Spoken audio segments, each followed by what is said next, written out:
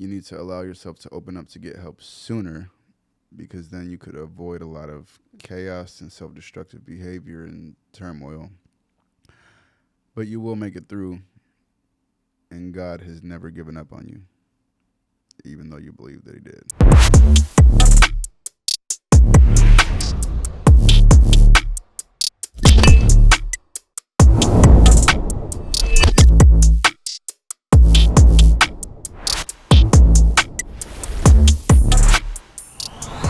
Welcome back to the Hopeaholics Podcast. I'm your girl, Natalie Eva Marie. And I'm Chad Carlson, and you're listening to the #1 addiction and mental health podcast. And you guys, if you or a loved one is struggling, make sure you head to askevamarie.com or chaddick.com and chat with one of our AI companions 24/7. Or text the number right here on the screen. Together, we are breaking the stigma around addiction and mental health. And fighting the fentanyl epidemic. Now, let's get into the episode. Michael, a.k.a. Multifaceted Monster, welcome to the Hopeaholics Podcast. What's happening, family? Yes. What's happening? Since we were on that topic, though, like my wife's like that. She can eat pizza, donuts, hamburgers, everything, all the food that I love. That's, that I would want to eat. Like, for me, getting up in the morning and having pancakes, eggs, bacon with maple syrup would be ideal every morning for me. That's what I want to eat. And then for lunch, hamburger and fries would be great. Maybe a burrito. Dinner. What would I want for dinner? I would want like a lot of different things. You could talk about maybe some lasagna, pizza. Heavy on the carbs. Heavy on the carbs for sure. That shit's good though. Yeah. So my wife can eat all of this stuff and not gain a pound. It's not like that for me.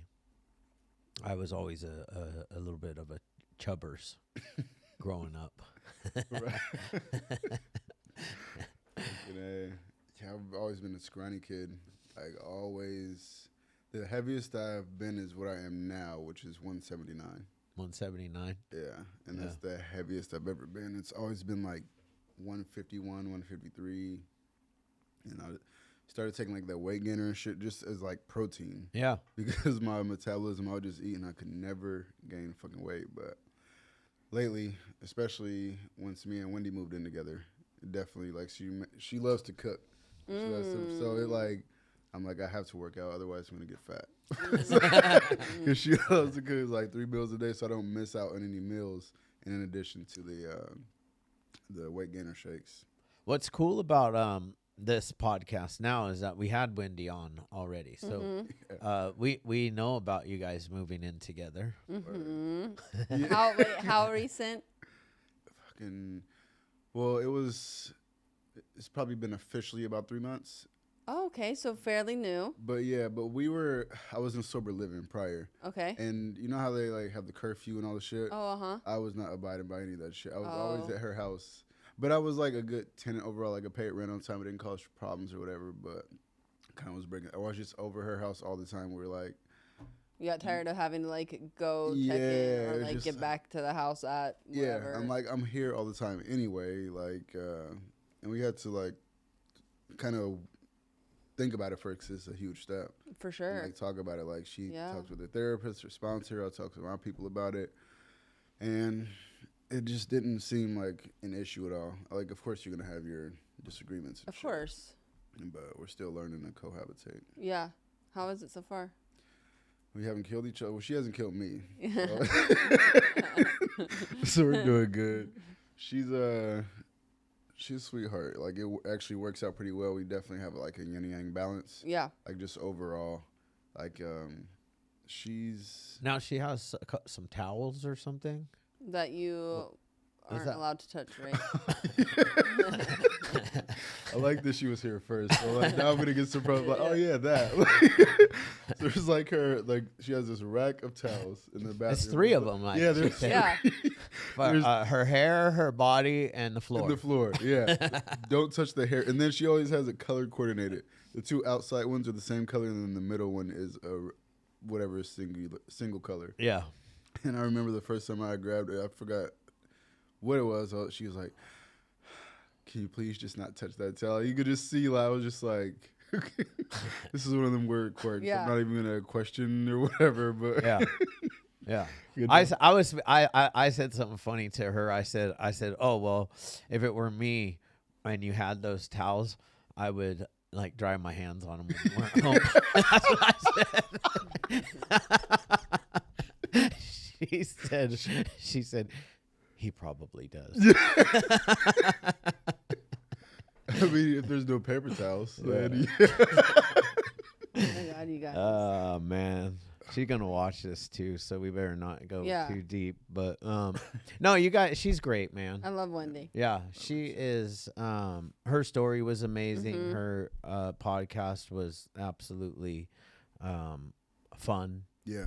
You know, so we're glad. Wait, you're how here. long have you guys been together? Oh, yeah, that's a good question. Before we move on from their relationship, We just hit a year back in July. nice. No, yeah, we just hit a year. So the first date was like a full moon, which I feel like she did some witchcraft type shit. She was like on a full moon for our first date. And so we've been counting our like monthly anniversary by like full moon. So I think we're like 16. You're all up in his grill. I want to make sure so that way there's no problems. You know what I mean? Okay. She's It's a producer. Yeah. We're Is good. that better? Can we hear him? Check. he knows microphones. Just grab that thing and Let's go out. That sounded crazy. Pause. Then you said that the young right? people say.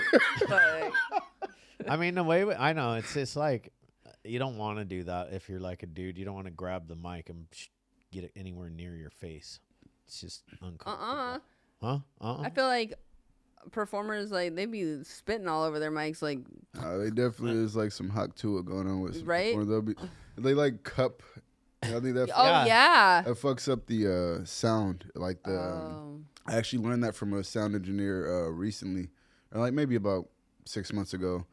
She was like really particular. She's like, a lot of hip hoppers and punk rockers like to do this. She was like, don't cup the microphone because of I forgot the words that she used to describe it, but it like messes up the That sound makes quality. sense. I'm like, okay, so I just like will hold the mic Sure. from where it is, like the handle. Like where you're supposed to hold it. Yeah. Yeah. Yeah, because I think in our minds as artists, we're thinking like it's going to be more of a concentrated sound if I cover it. Oh. That's what the thought is. But you listen to a sound engineer, like they're the ones that have the ears. So I'm like, okay, like I appreciate the tip. Yeah. So Where did your multifaceted monster come from?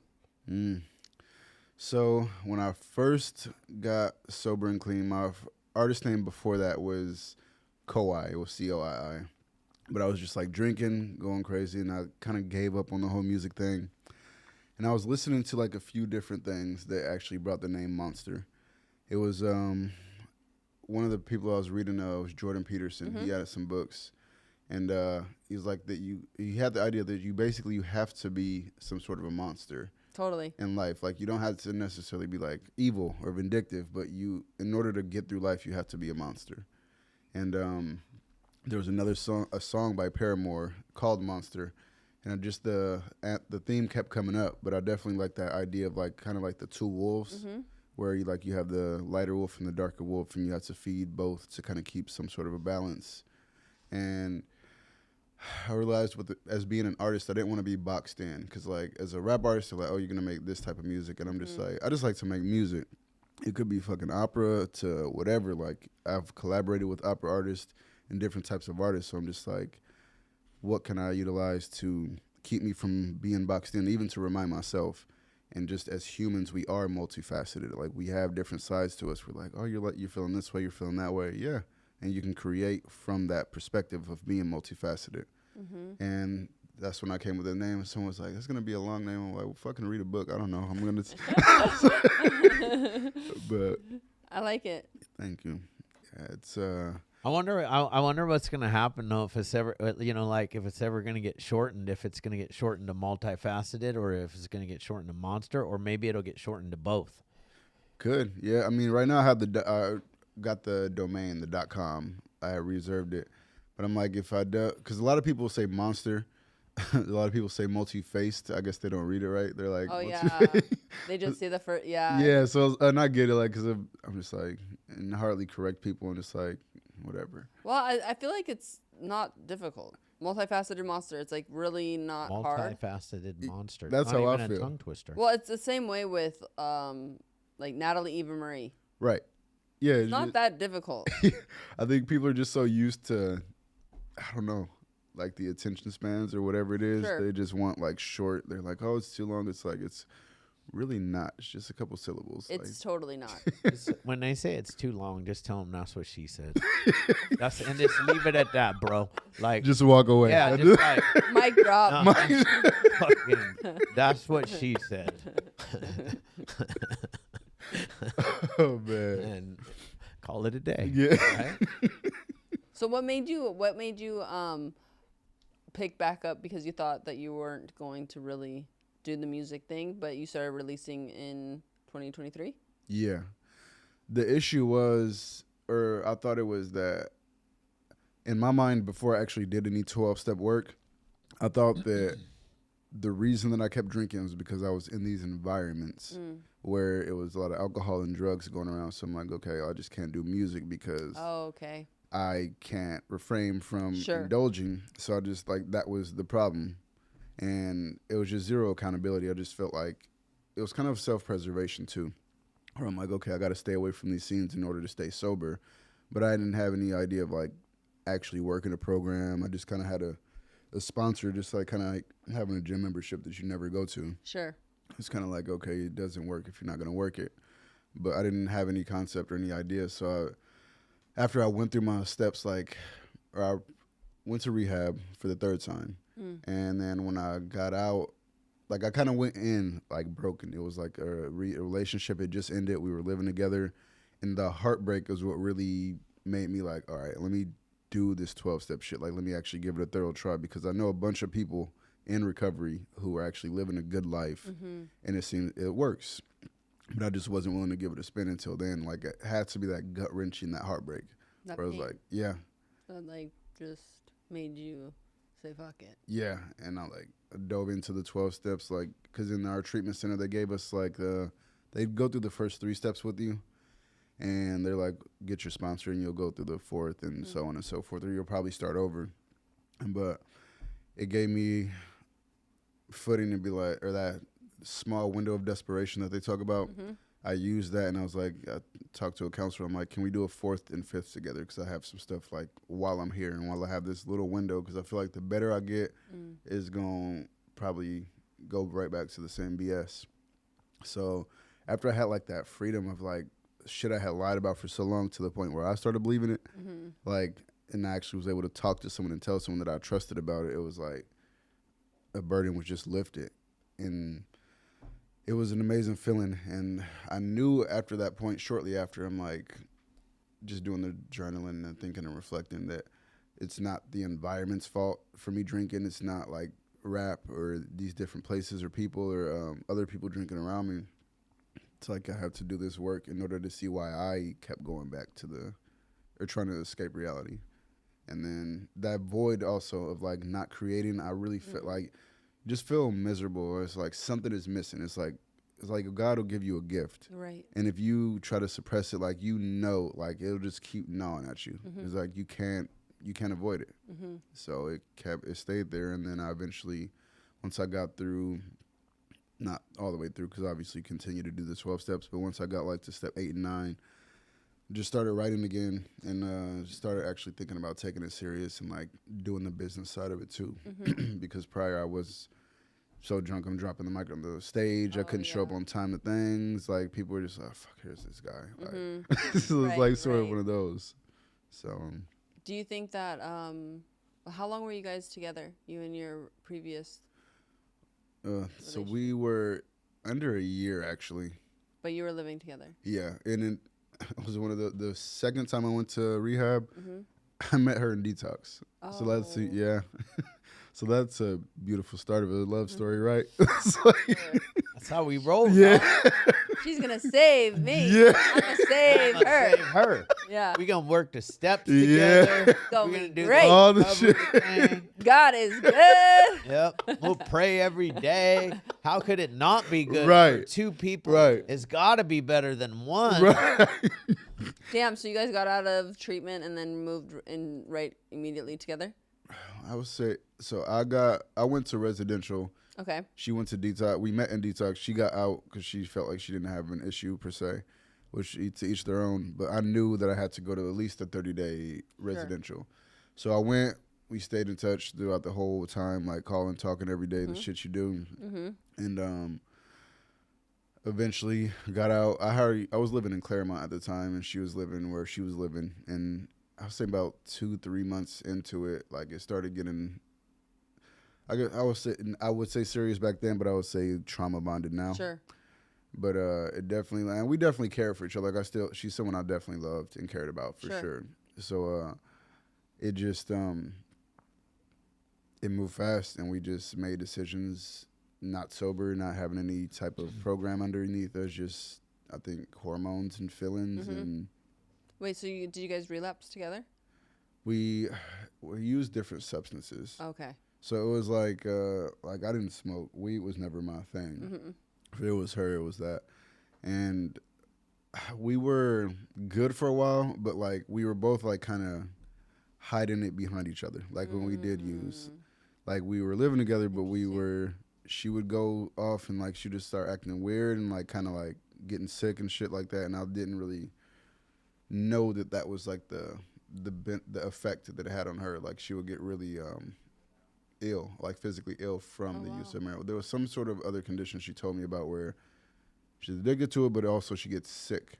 Oh wow. Like physically sick. Yeah. She's like vomiting and shit like that. I've heard that. Like literally, some people have like a legit physical allergy to weed. Yeah. Where even like their body will break out in like rash, hives, or swollen face, like crazy ass shit. Yeah, it was wild, and so she was spending a lot of time vomiting, and then I was like trying to take care of her, trying to like look out for her, and I was good for a while, and I think eventually like she was always sick, so then there was like the relationship. I started to kind of feel that distance gap where I'm like, it's more of like being a caretaker as opposed to a relationship, and it just the affection started to die and everything else along with it, and I eventually, I think I didn't have a program under my belt, so I just went to the same coping mechanism I had been going to, which was drinking. So then you got me drinking every other day, starting to get 5150s and shit. Oh wow. And then her being sick and like trying to come to my aid as she's sick, and then me sober up a little bit and trying to help her. So it was just a nightmare. Like it was just like, for sure we would have died together. Like I think if we would have stayed within that cycle, for sure. Who left? She did, but it was kind of, I had to force it to be, because I know I started to behave in a certain way, like self-sabotaging, because I didn't have the balls or the guts to end the relationship. I wanted to, because I was already checked out of it mentally and emotionally, and I still cared about her as a person, but I just didn't have the balls to like end it. Like I knew what the right thing was, but I just didn't do it. And there was one brief moment of clarity I had where I was drinking, she was sick, and I called her mom. Okay. And I'm like, if anybody's going to come save their kid from a situation, like it's Mama Bear. No doubt. So I was like, had that brief moment where I'm like, part of me was like, I want to get her to safety. And the other part is like, I want to keep drinking without her interrupting. So I'm like, I called her mom, and like, she knew that we both had been through like substance, but she didn't know where we were at that day. And I let her know everything. I was like, look, this is the situation. This is what's going on. And sure enough, her and her mom and dad came over there. And I think I ended up going to another hospital visit, but I don't think it was a 5150 this time. It was just like going. And her family came, and like they actually tried to help me. Like they took her like just back to their house just to get her out of there for the moment. But they tried to get me help too. Like they were there for me even after her leaving the situation. They were still like supportive, like, how can we help you? Her dad like sat with me for like hours and just like waited and like tried to help me sober up. And I'm like, and then one of my best friends came over too. But I'm like lying and manipulating the whole time. I'm like, oh, I need to drink a little more because If I don't, I'm gonna have withdrawals, and they don't know, so they're kind of like, oh fuck. So they're like, they know that withdrawals are a real thing, but I'm just like, I just need more drink. So I'm just like trying to play chemist, and so it was just like a lot of manipulation and lies on my part, but definitely her and her family definitely were supportive all the way up until the end, even after the fact. Wow. And it was fortunately like she got to go back with her parents. I ended up going on a 5150 hold eventually, and then I came back from the 5150 hold. They take your phone, they take everything. I turned on my phone, and then I saw the breakup text from her like, I'm leaving, and I already removed my stuff from the apartment, etc. And I was like heartbroken, but also relieved, kind of, where I was like definitely sad, but I was just like, whoa, now I could drink, fucking just go balls in, like there's there's nothing in the way. So I got out, drink a little more, and called one of my buddies, who's it's funny because he's one of my best friends. He was about to propose to his now wife. Okay. And I think I was calling him. I was like drunk. I was like, I don't know what I was saying, but I just remember that I was calling him on the day that he was going to propose. And then he's like, dude, I got like, normally I'll be there for you, but I got some shit that I have to do, which in hindsight I know what it is. But he definitely he was there for that, and then later on he came over and like helped me get into a treatment center eventually, but it took a minute. It took a minute for sure. What initially took you into 5150? Like how'd that go down? See, the ones that I remember, that particular one, because there's some that I'm like blackout where I just don't recall. Just woke up. Came to a hospital where you're like, oh shit. I'm a danger to myself and others. Yeah. So there was, I know this particular one. Oh yeah, this is actually fucked up. I just remembered it. So how I got 5150 on one of the times with her, involving her, was I had this. It was like a BB gun. Oh, okay. But it looked like it was called a TR-50, so but it shoots like high pressure. Okay. So but it actually looks like a 9. Oh, okay. Like it looks crazy. And it was actually like for security for the house. Like it actually would hurt someone, like if they broke in, but we didn't, she wasn't like pro-gun. I was more so like, yeah, but I was like, okay, we'll meet in the middle. Yeah. So I had that, and I remember sending a photo to her. I had the gun there, and then I had a knife, and I sent her a picture with me having a knife to my throat. And I think it was manipulative, for sure. Like in hindsight, yeah, it was manipulative. I'm like, oh, if you're gonna leave, you're not gonna stay. I'm gonna kill myself. It was one of those, and I was like looking back, and I'm just like, think about the shit you send people through, and yeah, that's fucking wild. Yeah, like I'm just like fucking A, but it I did that, and sure enough, she called the sheriffs showed up like shortly after, and they sent a 5150. I was like trying to deny it, like they didn't have photographic proof. I'm just like, but they came and grabbed me and like took me to that one, and I want to say that was the last one, but my blackout memory with drinking, like there were so many things in between where I'm like, oh wait this and oh wait that, but that was definitely a situation that probably still owe an amends for if I get the opportunity, but and definitely. This episode is brought to you by Wolfpack Bags. This gear is meant for anybody gym, lifestyle, to anybody that's on the move. I mean, I like to say that us here and everybody that tunes in, we're not average. We're always a wolf. They have all the goods that you need, especially for anybody that is looking for a bag to carry their meal prep, a lunch pail, anything like that. They have you covered. So once again, go to wolfpack.com, use the code Hopeaholics, save 10%, and join the pack. Yeah. Where did you grow up? Are you a Southern California boy? Yeah, born and raised. I've been a Rolling Stone throughout Southern California.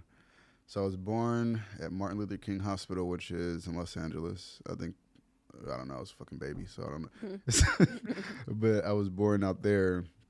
We stayed for a little bit in like Linwood, Compton, Walnut, cities like that. But my high school days and like elementary school days were like Covina and San Dimas. That's where I kind of you didn't go to San Dimas High, did you? With Bill and Ted from Bill and Ted's Excellent Adventure? Not with them, but I did go to San Dimas High. Did you really? Yeah, I got. Hell they did yeah. shoot that film out there. I remember like that was like the talk of the town. Everyone was like, "Hell yeah! Like this is a famous school." I mean, that's like you have to be my age to know Bill and Ted's Excellent Adventure. Do you know it? Yeah. Oh, well, you got to be at least her age to know it. Or is it because of my brothers? Your brothers for Maybe. sure. Yeah. Yeah. Word. Yeah, because I mean, it was like one of the top movies for probably like Yeah. middle school and up Yeah. during that time, and it's what made Raging Waters because Yeah. Oh my God, Raging Waters. Wow. they did the whole it put San Dimas on the map Yeah. like Yeah, big for time, sure. and then they made multiple Bill and Ted Excellent. Yeah, Yeah. that's what you do with movies. You Yeah. fucking, it's rolling. You go, Yeah, if keep it's a going. hit, They just you're kept gonna- going, and it Look was at Rocky. Yeah, right. Rocky's still going. Seriously. They got a Creed now. Yeah. But what's his name? Was the star, one of the stars? Keanu Reeves. Keanu Reeves, Mhm. who's a major movie. Yeah. Mega star. Yeah. Mega. He's A-lister. Mhm. He wasn't an A-lister. That made him an A-lister. That's what wild. put him really on the map. Yeah, fucking It's crazy. Raging Waters too. Yeah, dude. Does that still exist? I don't think. Yeah. Oh, Oh, it it does? does? Yeah. I thought it didn't. Yeah, I used to work there as a teenager. Oh, Did you really? wow. I was a fucking badass kid. We used to just thinking about this shit. Like it was like I think that was like maybe my first like official job. I had to get a work permit. We were like kids and shit, but we were like always hanging out in the parking lots. Like we were doing shit. I don't know if they could. I think it's the statute of limitations. I don't know if it's. we like grab tickets and like sell people tickets before they got to the gate. Like less. Right. We Yeah, were, you're good on that. yeah. But freaking, it was a pretty wild job. Of course, you're like 15, 16. You're Yeah. just like, For sure. Oh man. Out of control. Yep. freaking wide-eyed and just like, yeah. Mm-hmm.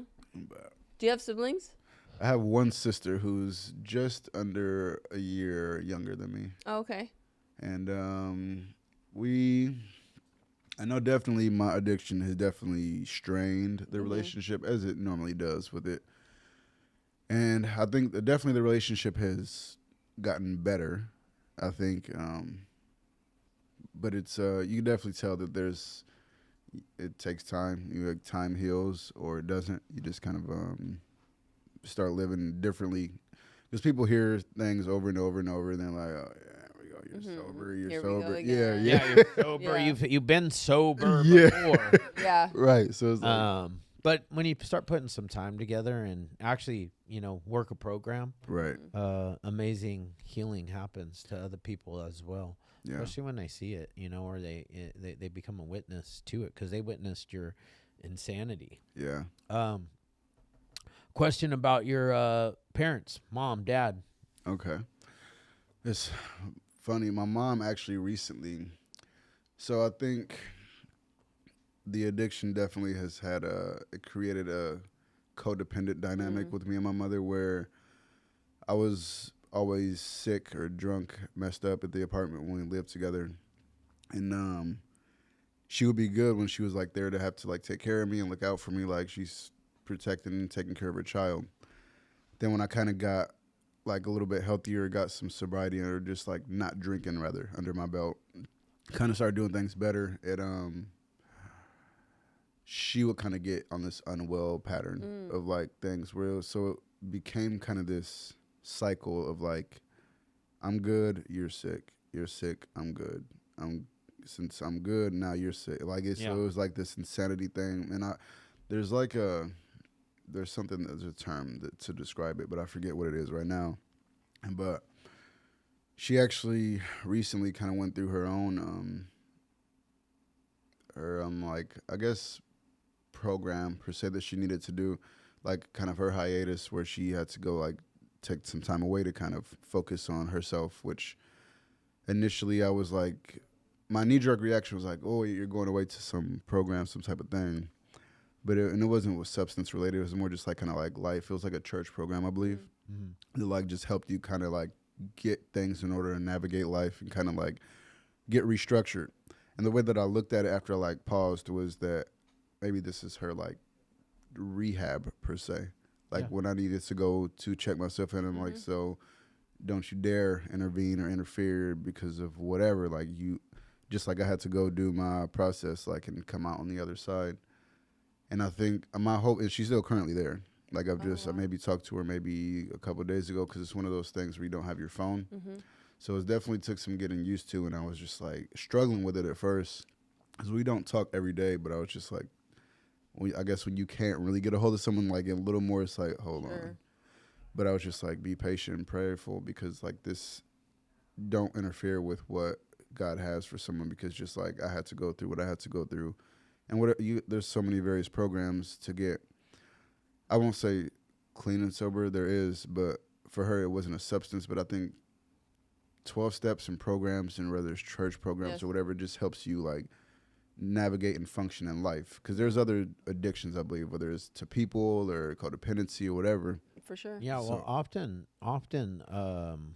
our loved ones, the ones closest to us, whether it be a mom, a spouse, whoever it is, could be a grandparent. Yeah.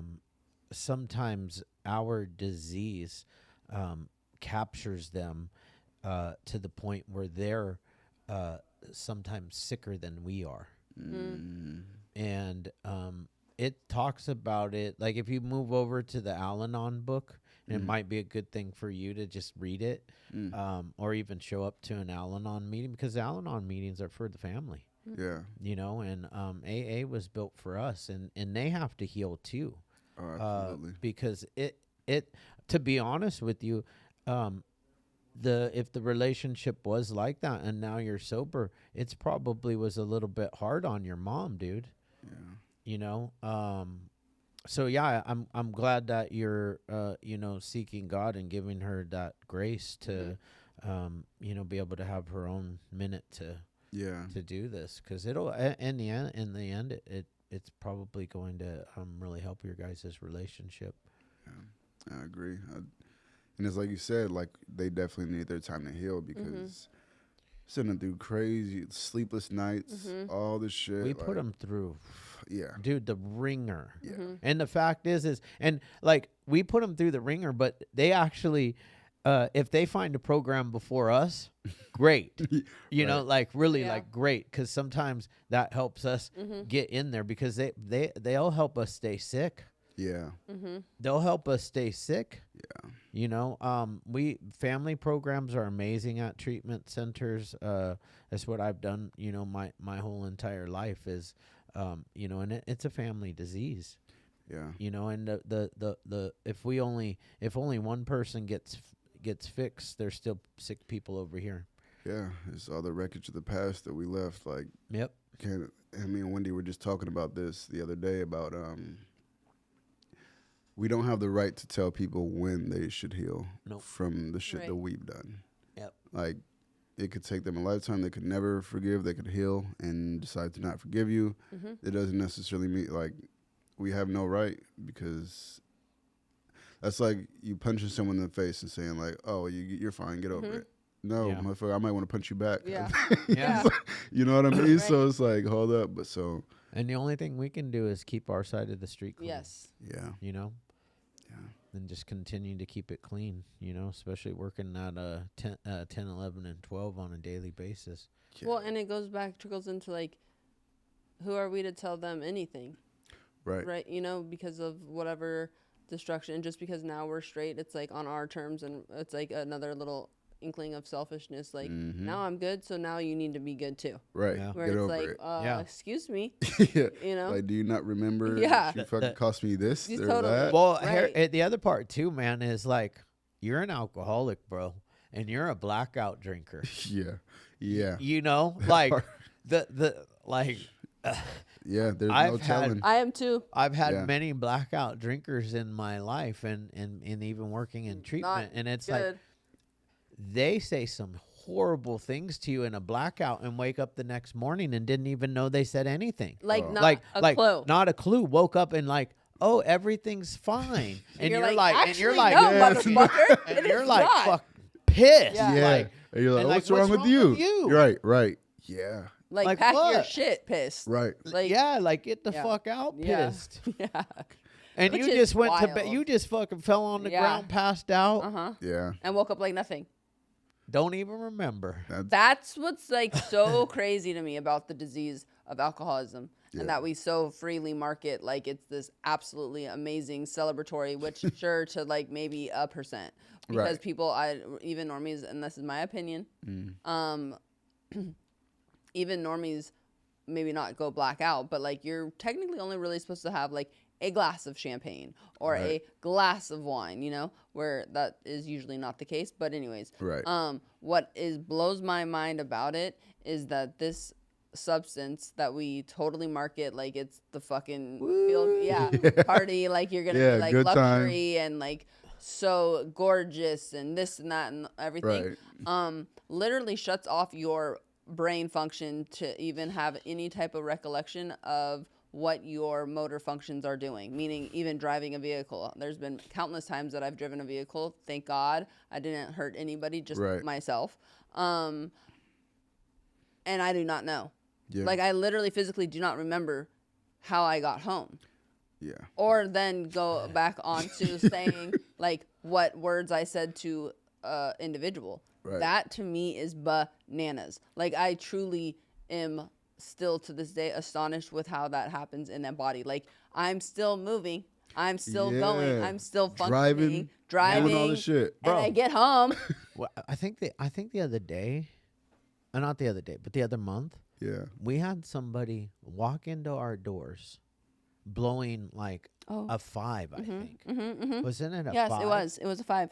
Like Yes. not even Yes. not even dead. Coherent. Coherent. Like what? Not slurring. Nope. There. Like, Insane. Like we get the real alcoholic comes and like you get it's like you have to worry when their blood alcohol gets down to like 0.3. Yeah. You know, like Like because how? they're used to being at a Yes. 4. Yeah, so those withdrawals would be No, have You to can be die. Yeah, you have to be medically and Yes. even then. it's dangerous. Yeah. It's dangerous. You know, at that point, anything 4 and above, we send to the hospital. Yeah. That's our rule. Gotcha. You know, because and then once the hospital clears them, then we'll take them. But yeah, man. But functioning, talking. Yeah, Yeah. functioning. Dude. Like that's insane. If I was, I recall I've only had one alcohol blackout. And Okay. I was 15 years old, and I did get put in the hospital. And I think my blood alcohol was like just like a 0.32 or something like that. That's so high as That's fuck still, though. yeah. At 15. That's a lot. Yeah. You're dying. 15. Yeah. You're dying. Like that's super high. Yeah. My Like- other blackouts though have come from the only other thing that makes me black out is a benzodiazepine, and I'm because I'm a meth addict. I unfortunately I've had my run I with meth. I freaking remember everything I did. Yeah. Yeah. And I mean sometimes I'm grateful and sometimes I'm like. I mean, I'm grateful every time because I'm it's disgusted. mortifying. Yeah, mortifying. Mortifying. But the few times that I sometimes I would want to take a little Valium, maybe Xanax. Maybe go to bed. It's not even a thought. You know. Nah, I just want to level out. Yeah. But like one time I couldn't find my wallet. I hid it from myself I've done that. in the pots and pans. I put it in with the pots and pans. This is one of the most dangerous places for someone who's an active addiction to hide some shit. Turn on You the pull- stove. Fuck Man. you. So mom, well, I mean, you know what? I'm glad your mom's Yeah, me too. doing some shit. Me too. How That's about great. how about your dad? So he hasn't been in the picture since I was about 15. Hence the last time when I was on here and I mentioned like I used his death as an excuse for like multiple times for like leaving work or not going to work or whatever. But the last I remember, I was very young. Like I have very faint images of him and my mom. And I actually talked to my mom when I was in treatment because they do the whole family group where they invite the family to kind of like sit there and talk and try to sort through things. And that was one of the things I was always curious, like what had happened between y'all. I'm like, and not necessarily that you need to give me your personal business, but I would like to know, is this fool still alive? And if I'm able to get in touch with him, if so, just so I could kind of look him up. So I haven't like pursued that. I didn't remember the last time her and I did speak. It was sort of, she opened up a little bit, but she was just like, at the time, it was just unsafe for him to remain in our lives. And she didn't really elaborate on that. So I don't know what that was or what it meant, so I don't really know much about him.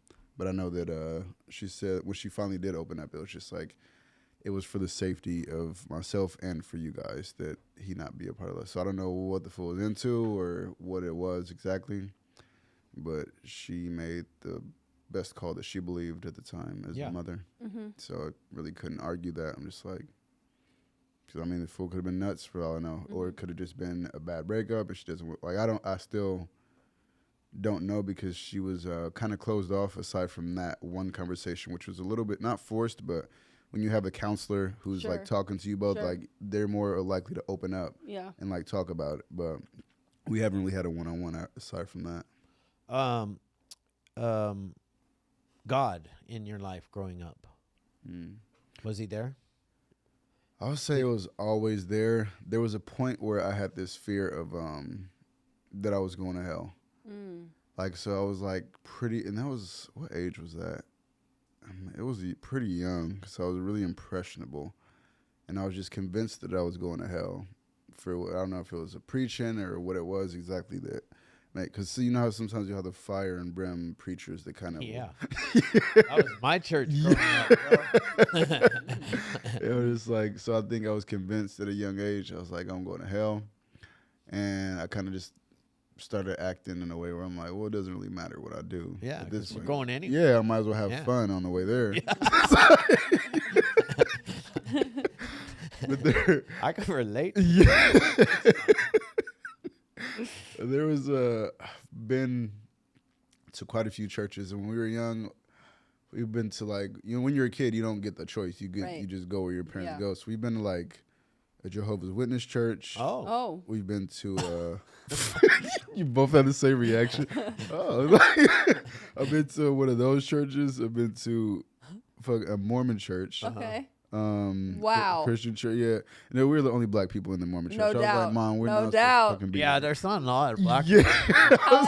However, There are some, but there not is, very many. because my girlfriend is Mormon, and so when I was out in Texas, I would go to like occasionally Mormon church with her, and I was like, oh, what's up? Yeah. Finally. They let some black people in. Yeah. I was like, this shit is wild. Like, the only black Mormons I've met have been like from Nigeria or some other country or some shit where they don't really know here. Yeah, I feel like they go, Yeah, they y'all don't going, know. Because, like, I mean, They got and I'm not- missionaries.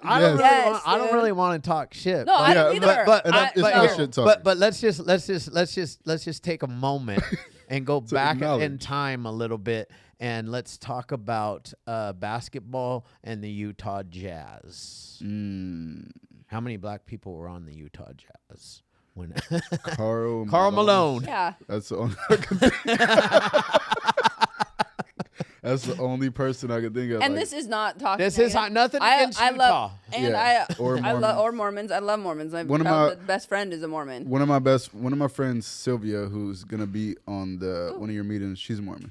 Yes, I like. She's solid. Yeah. Yes, and honestly, like the Mormons that I have met through my girlfriend and her family, they're fantastic. Oh yeah, But that's always just any religion too. Right. Like it's just humans, so it's not a negative thing. We usually like stereotypes are, and that's why comedians are funny, because they'll play into stereotypes, because there are stereotypes that are real. Right. And so a Mormon stereotype. I know you. Well, is stereotypes are real, and it doesn't mean that everybody real. No. falls into Right. that stereotype.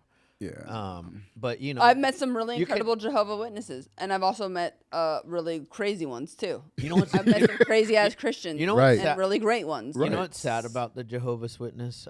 They get no birthday presents. Birthday Yeah. or Christmas. And like, I'm like, what are we doing? Yeah. I used to joke around like every time, because Aurora's birthday is in December. and also Christmas is in Yep. December. So I would always say we're every December we become a joke. That's so mean to Aurora. That's so mean. That's terrible. I will admit though, if your birthday is close to Christmas, My brother's is December 9th. yeah, I'm gonna tell you guys the truth. You get one present. No, we would actually buy the presents and then take a couple of the Christmas presents, and they would become birthday presents. Which is fine though. Is Because it? you still, yes, we would They have don't to. know. They don't know, and they're still getting a gift. She knows now. Yeah, right. Yeah. We would, growing up though, my parents would make sure, like, because the 9th and then the 25th for Christmas, Right. we wouldn't be able to put up Christmas lights until after the 9th, because that way my brother didn't feel like, oh, I'm His- just getting run over. Yeah. Yeah. I can see As that. he got older though, he got ran over. Yeah. December birthdays. Are That's tough. tough, man. And then not only Tough. that, when's hers? 14th, See, the closer you get, like that's only 9 days away or 10 days. Yeah. 11. 11. Fucking math ain't my thing. But imagine getting born on Christmas Eve. Oh yeah, you're it's fucked. terrible. You're not Terrible. Getting shit. You're not getting anything. Yours.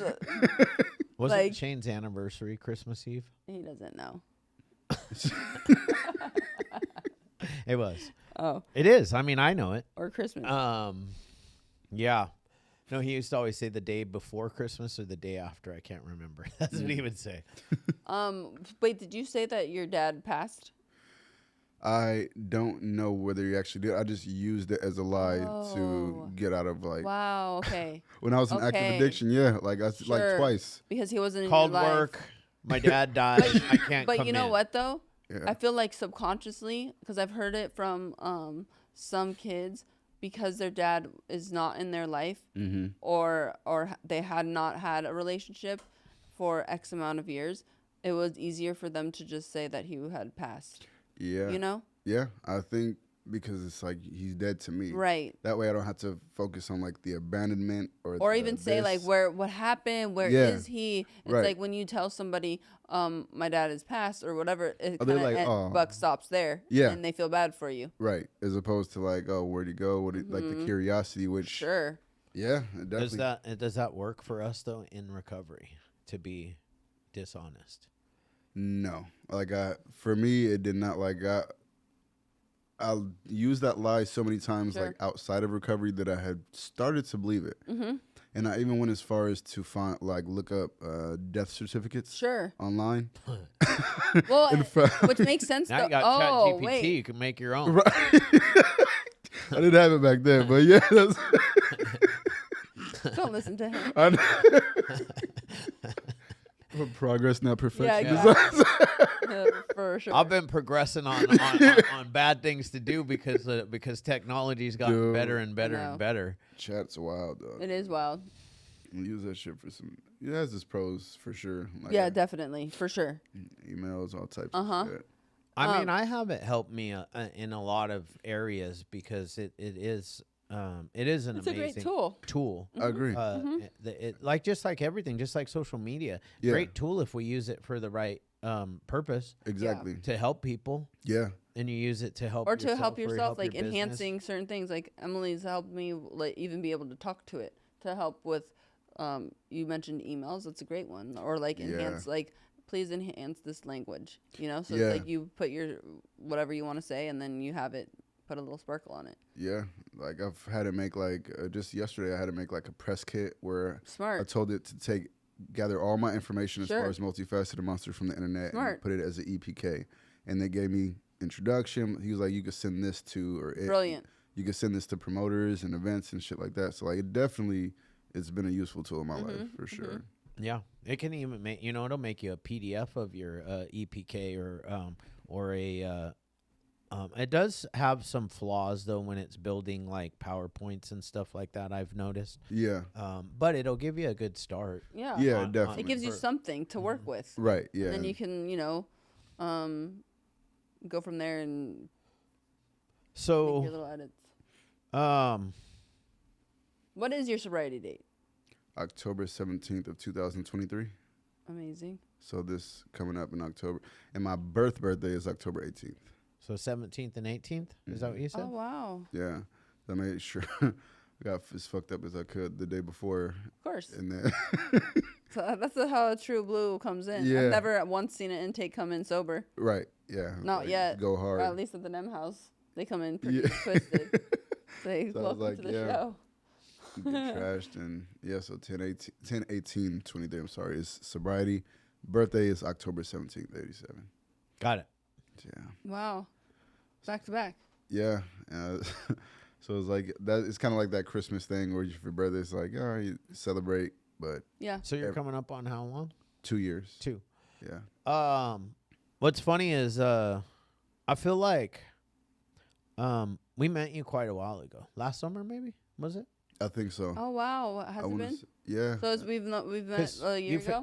you were following us. You found us on Instagram and were following us. Yeah. We met you at the Huntington Beach Pier. Oh Yeah. yes. When Mike Fiore was doing Yep. like all the open mic, he still does it too. And I've been there a couple times. But yeah, I met him. I was following you guys, and then I followed him, and then I saw he was having events at the beach or at the pier, and I just went. I remember the first time I met y'all was like probably like the third time I had went there, Yeah. and yeah, it's been ever since. Yeah. Yep. Match made in heaven. Yeah. Heck yeah, man. That's crazy. You've done a lot then in such a short amount of time in sobriety. Is this your first time really having the willingness to do the deal? Like have a sponsor do the 12 steps and give it a go? Because you said that you kind of tried a little bit before, but like a gym membership. Yeah, it was bullshit the first time. I just was trying to like get people to stop complaining or get out of trouble. I went to rehab, so I didn't have to. I started like failing classes in college, so I was like, oh, I'm gonna just go to rehab till I have a problem. Oh, that's right, because you went. You were going to be a traveling nurse. Yeah, that was the goal. Multifaceted, baby. Yeah, It goes hand in hand. yeah. I was like fucking, because I thought about just the freedom to go like maybe you're 3 months here, then you go to a different state, you're in 3 months for a different hospital, and then you make crazy ass money. So I was just like, that was the goal, and I eventually got into other work, which is like utility work, and that shit pays well enough where I'm like, okay, like it's pretty much the same, just without the traveling. Sure. But it also allows me the freedom to be able to do my music stuff and start building my brand as well. So I'm not like, and I'm super grateful for my job, but would like to build something that I could have for myself as well, which is the brand. And then I just enjoy doing music and shit too. Yeah. So it's You're definitely out there building your brand, man. We see you. I see you. Thank you, man. Appreciate it. I've seen you. I think you were as far as Texas, weren't you? Yeah, Texas was fun, man. So I actually, at one of your Recover Out Loud events where I had met Sean of I Am Redemption. Yeah. I met him at the event. It was, what night was it? Who was here? Was it when Abby was here? I think it was when Abby was here. Okay. Yeah, so it was when Abby was here. Me and him spoke briefly, and then he let me know what he had going on in Texas. And I'm like, all right, for sure. And then we kept in touch, and I eventually went out there and definitely made some good connections out there with some good people. Yeah. And yeah, he's doing the deal. yeah, he's really doing well. It's kind of cool for me to like see all these people doing just like building these recovery brands. Yeah. I never intended really to build a social media recovery brand in any way, shape, or form. But now I'm all about it. Right. I want other people, because the more we get out there, Yeah. the more help, the more lives we can save. There's so many people. Yeah. There are so many people that are struggling and suffering, and one voice isn't going to be enough.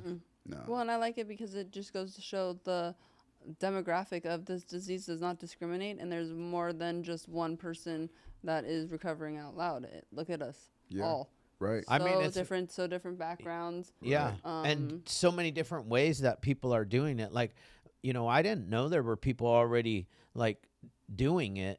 When I started doing it, I didn't know that Rachel was doing it. I didn't know that Abby was doing it. Right. I mean, Abby might have started around the same time the Hopeaholics did, and she just like blew up on YouTube, like blew the fuck up on YouTube. Yeah. Rachel, I started following her like when we started following this. Yeah. And then I've seen a bunch of other people now on the TikTokers. Yeah. You know, there's a bunch of people that are big on TikTok talking about recovery. Yeah. Well, it's just like everything, you know, you start a fire and it picks up and the blaze starts to continue, and it gives people that a little bit of courage, because there is a stigma around it, you know, For of sure. like, or what I used to tell myself of not wanting to speak out about it, like it shows weakness. But Yeah. that couldn't be further from the truth. It shows so much strength when you're able to actually confront the demons and meet them head on, like, nah. Yeah. And then be able to talk about it. And then it gives somebody else a little bit of courage to do the same. I mean, you have a lot more athletes, you have a lot more individuals that are in the public life speaking out about recovery more than ever. Like more than when I was younger, you'd never really heard about anybody talking about a 12-step program, even though they were in one. Right. I mean, look at I think Anthony Hopkins is like 40-something years, and the guy is, you know, an older gentleman now. I want to say he's like in his 80s. Yeah. Something, but it's like it wasn't something that people talked about because people didn't care and people didn't put their shit out on the street either in that generational time. Right. Well, anonymity was still a big thing with Alcoholics Anonymous, and these people were like literally AA members.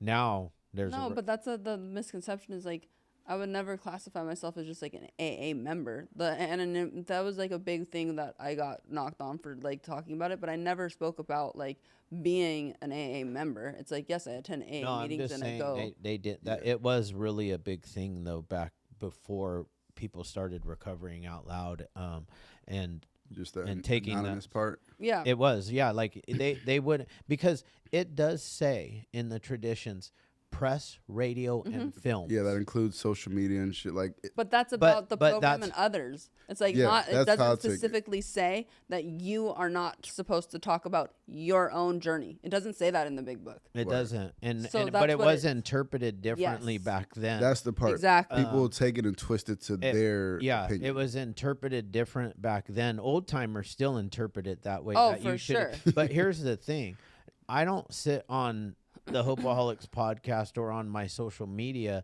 and you know, raise my hand and say I'm, you know, a Narcotics Anonymous member or an Alcoholics Anonymous member. Right. If I try not to. Sometimes I slip, but you know, Right, I'm yeah, not perfect. Right. I do say that I work a 12-step program Yeah. because I think the 12 steps are amazing, and I think that everybody should work a 12-step I program. do too. Absolutely. Well, look at you read Jordan Peterson, yeah. yeah. So like he has the 12 Rules of Life book, Yeah, which that is was like the one. to me very much similar to a 12-step program. It's Yeah. just geared a little bit more different towards like the Bible and like Christianity per se. But like I totally get the whole monster thing because we have it in us and you need to be able to tame that monster. Yeah. And that's like what I took from it because I read it too. I'm a fan of JP. Don't be Word. upset, Emily. You already got that there. Yeah. Eyebrows just like. She's like, oh God, here we Well, go. Here we go. What happens is they immediately go Jordan Peterson, MAGA. But that's the thing is like every human being is multifaceted. Yeah. You know, Yeah. and that's why I like the name that you created because it is kind of we all are. Yeah. There's also all different types of. No one is just this one essence. Right. Yeah. So much to every human being. Exactly. And I think trying to suppress that or trying to be Yes. like this way all the time is what drives people crazy or drives you to a substance or whatever it is to kind of relieve. Because there's no way to just stay this one way. You're going to have different emotions, different phases in life. Friendships you're going to grow into, some you're going to outgrow, some relationships like with other people. And it just is what it is. Mm-hmm. But if you try to stay for the sake of like, oh, I want to appear like to be this way, even with like the recovery shit, right? Sure. Like there's been like me recovering out loud, everybody within my recovery social circle is not that way. Right. But for me, when I got sober, I'm like, it's like you said, I'm sharing my shit. Mm-hmm. I'm not out here putting anybody else out. I'm Totally. like, look, and I'm like, and that I can do that. And there's some people who are kind of like, oh, well, that's against, like you said, the traditions or whatever. I was like, honestly, I don't give a fuck. I was like, just to keep it straight to you. I was like, I don't care because you're taking it and twisting it to how you interpret it. And I'm like, I've actually had conversations with random people on DMs who have said and told me that you being vulnerable with your shit has helped me to like start looking into sobriety. Or like one person was like, I'm gonna like join the military and get sober, and like shit that I was just like, what the fuck? I'm like, you don't expect these type of conversations, but I'm like, these are people that may never get to a AA or CA or NA room. Right. I mean, they never even heard of it. Right. Because a whole anonymity thing that it's built upon. And then in addition to that, sometimes you have the people that are so rigid about the traditions that they treat newcomers like shit. Horrible. Like there's been some meetings that I was like, I'm not gonna go to this meeting anymore because I'm gonna fight somebody. Because how they talk to people, and they're like, oh, I'm not attacking you, I'm attacking the disease. Bullshit. Because you were a newcomer at one time. You don't need to disrespect people and talk like you're from a fucking podium when you're just another recovering person just like and me. you just have today, That's just actually like me, bruh. that's actually the spirit of anonymity. I want to actually point that out. The spirit of anonymity is that when we walk into the rooms of Alcoholics Anonymous, there's multifaceted spirits of anonymity. One of them is that we don't have a last name. My name is Chad, and I am an alcoholic. It doesn't matter what I do for a living, how much money I have or don't have, Right. what color, sex, religion. Right. It doesn't matter. That's the spirit, that we are the same. We are equal. We are both alcoholics. Right. I am not better than you because I have more time than you. Right. As a matter of fact, I need somebody with less time than me so that I can show them how to get one more day sober. Right. And that's the only way I stay sober. Right. I will say that some of the old timers, if you have like 25 plus years of recovery, they did treat you different back in the old days. So they are stuck in their old ways. Yeah. And But there's a difference, though. Like, I'm good with, like, sit down, older. shut the fuck up. Yeah, I'm good with that. Take for the sure. cotton out of your ears and totally put it good in with your that. mouth. There's a difference between disrespectful Right. and making someone feel less than, and then someone actually having wisdom and telling you that when you're like brand spanking new, just sit the fuck down. Yeah, I could totally, You know because what I mean? I needed that. Yeah, totally. But the disrespect There's is totally different, different. exactly. It's like especially if they try to do it in front of other And people, demeaning. like make you a spectacle. You're not about to no, make a that's show. not cool. Yeah. And I've seen that in the rooms, and I'm just like, bro, like. But that's just like religion and churches too. Yeah. Humans it feeds their ego. Oh. And yeah. they want that kind of superiority. And I feel like that happens a lot in religion and churches as well, when it's like that you're totally missing all of our whole literature from the big book to the Bible, and really like spreading the message that we're supposed to be spreading. Right. Humans just kind of fuck things up a lot of the time. That's what. Yeah, we're known to do that. Yeah. But it's overall the program itself is a beautiful thing. It is a beautiful thing, and I totally respect people that want to keep it completely private and not share it because of this, that, or whatever reason it is within themselves. That's the whole beauty of the whole. To me, the get down is I have no right to share who I see, what I hear, and that I agree. Somebody else's personal story. That is completely different. Me, on the other hand, I'll put my shit out on the street all day long. And it's like you said in one of your reels, like when you were talking about going on with the divas that you were. Oh yeah. You were like, it becomes a power when I could put this shit out there and like no one could use it against me. Because then you're not worried about, oh, they're gonna find it. Fuck it, if they know it, fuck them. Like, because then there's like, you just walk in and totally own your shit. You're able to just do whatever your goal is without being like people doing this side talking and shit. If they are, if they're not, my head is gonna think that they are. Right. You know? So it's like, I'm just gonna remove that immediately, because regardless, if I walked into a room and I see somebody whispering, I'm thinking they're whispering about me. And it's like, bitch, they're talking about something totally different. They're not even talking about you, but I'm gonna think they're talking about me. Right. So it's just like removing any of that negative insecurity that I place amongst myself, and you own your story. And plus, by doing that, look at how many people that are gonna hear your story and think that like I can't rap or do music or be creative or write because Alcohol. I'm either right. Exactly. So like having you being public with your story is so important, because somebody that's younger or somebody that's older or whatever that's in that like creative space and that art like world, because there is very therapeutic too. So it's like if you Yeah. suppress that, you're also suppressing something that is very therapeutic for yourself, regardless if you release it publicly or not. It's Right. like people should still be able to want to move that way. Yeah, to be able to create. Yeah. Like it's an indescribable feeling where it's like just to do it. Like there's something like, it's like you ever get an idea and then you don't do anything with it. But then later on, like maybe years, even maybe in weeks, you see someone who's like did the shit and you like, motherfucker. It's like you got to just, I feel like that spirit of creativity kind of moves through and it's like, okay, I'm talking to you. Okay, you're not going to use it and moving on to someone else. It's like, that's how I believe the spirit of creativity moves. So that's why I just run with it. Whatever comes to me, I'm just like, just fucking do it. Which is so good. I use the spirit of competition often. Yeah. Yeah, I love that one. I'm like, that motherfucker's doing it. I've been wanting to do that. I'm gonna do that. Yeah. Like, I think that's healthy. yeah, I use it in a, well, most of the time. I can't lie. Yeah, Like, progress, not perfection. yeah, most of the time I use it in a healthy manner. Other times I don't.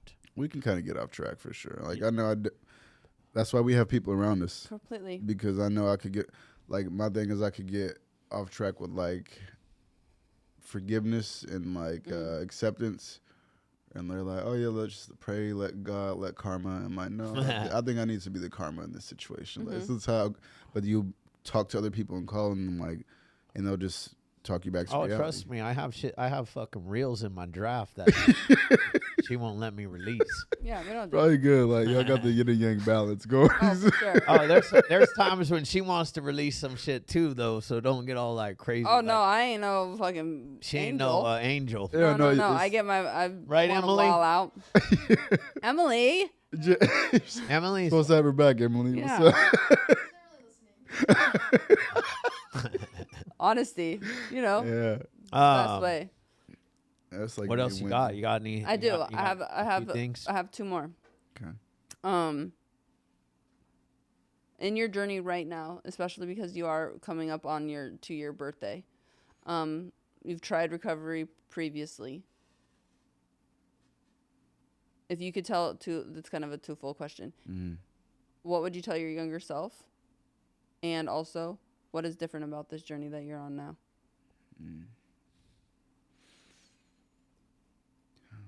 What I would tell my younger self, that your experiences don't define you. You need to allow yourself to open up to get help sooner, because then you could avoid a lot of chaos and self-destructive behavior and turmoil. But you will make it through, and God has never given up on you, even though you believe that he did. That would be what I would tell my younger self. And for where I'm at, why is the journey different now versus any other time? I've learned to actually love myself, and like not in just like the kind of surface bullshit level way where it's like, oh, love yourself. It's like I genuinely have gotten to a place where I'm like, I know I'm no more or less than the next person. And I think every person deserves whatever success you could achieve for yourself by doing whatever you're doing, because you are alive. You were born and you're capable. And I think this time I just accept it where I'm like, I'm going to make mistakes. I've made mistakes. And that doesn't have to define who I am, nor do I have to be such a perfectionist and setting these unrealistic expectations that will inevitably fail. I've learned like just to dwell in reality and have acceptance, and know that even with the 12-step program, I'm still could lose my shit. My thing is, as long as I don't get fucked up and drunk or use over it, whatever else I could deal with. Like as long as I can remain sober, which with this program I've been able to, because I have this program, I have people, and I know they say you shouldn't say that. I don't see myself relapsing, because I feel like this shit has been working day by day, and I just have to keep doing the same shit that I've been doing day by day, and then continue to grow spiritually, whatever that looks like, even if it's 1% at a time. It doesn't have to be this drastic big leap, which I used to kind of paint it that way in my mind, where like, if I'm not doing recovery like this, I'm not doing it right. And I think you said, y'all had a conversation before where we said what recovery looks like could be so fucking different. Like, there's some people that are not working 12 steps and they're sober and they're clean and they're fucking thriving. Mm-hmm. So I think being open to, which I have been open to, like, other things that help people stay sober and just not, like, blocking myself off. It's like, my therapist told me, she said, when it even comes to the 12-step shit, eat the chicken, spit out the bone. Because there's going to be aspects of it where you may outgrow, not the program itself, but just certain parts where it's like, okay, this doesn't really make sense for me anymore than when it did when I was like a newcomer and I had to. But to continue to do the 12-step process, yeah, I think just day by day. I love that. It's so true. That's why recovery is, and it's a constant, ever evolving, growing mission. Because you're right. Things get, and I feel like all of us get bored easily. So it's like if we do the same monotonous thing, we're not really searching and seeking that spiritual connection that we like really genuinely need. So you can get that connection by you guys and Wendy especially, like the yoga, doing, like incorporating different things that is going to be different than to somebody else on a recovery level, you know. I think it's important that there's no one way to do recovery. There really isn't. Absolutely. Except for there has to be some spiritual connection to a higher power. That's really the main get I feel down. Like it all leads to something greater than ourselves. But on like a routine daily basis, everyone's going to be very, very different. Yeah, 100%. You got anything else? No. Oh wait, last one fun question. If you could collab with anybody in the music industry, who would it be? Could I have more than one on the same track? This would be an odd combo, but I think it would be Tech Nine and Lizzie Sterling. Ooh, shut up. Yeah. Wait, did you say Lindsey Sterling? Yeah. The violinist. Yeah. Fucking bat. Yeah. She's cool. She's dope. And then Tech Nine. Okay, babe. Yeah. Let's go. So that's the goal. Wow, polar opposites, multifaceted. Yeah. Wow. I think like that would just be able to create something insane. So yeah. That would be my collab dream. That's awesome. I love it. Congratulations. Yeah. Thank you. Yeah. We love you and Wendy. I'm surprised you knew who the violinist was. Come on, dog.